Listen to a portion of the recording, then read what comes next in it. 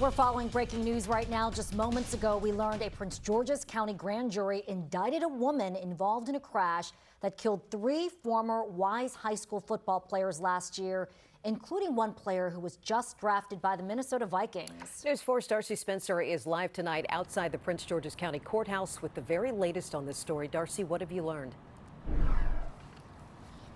Well, you know, that crash happened back in July, this horrific crash involving 3 young, promising men from Prince George's County. They were friends. They also played football together. Fast forward 6 months to today, the state's attorney here in Prince George's County announcing a driver who allegedly caused this crash has now been indicted and was taken into custody earlier today. Now, Corey Klingman has been indicted on 13 charges in connection with the triple fatal crash.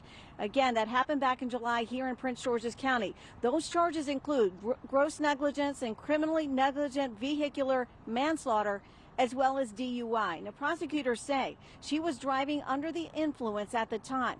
Klingman was allegedly driving at a high rate of speed when she allegedly clipped the Dodge Charger the young men were riding in. Those victims, Kyrie Jackson, as you mentioned, had just been drafted by the Vikings, as well as 2 of his friends, Anthony Litton and Isaiah Hazel, were all in that vehicle and died. We spoke to the state's attorney just a short time ago.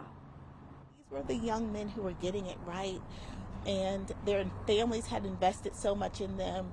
Their school invested a lot in them. The community invested a lot in them. They were shining stars, and so it was horrific. It was horrific, and you know, this is a tragedy. But I think one of the lessons we have to learn in this tragedy is that people will be held accountable and responsible for their actions. That driver remains in custody tonight. We're told that she will have a bond reviewing at some point tomorrow. If she is convicted on all of these charges, the maximum she faces, 30 years behind bars. Back to you. All right, Darcy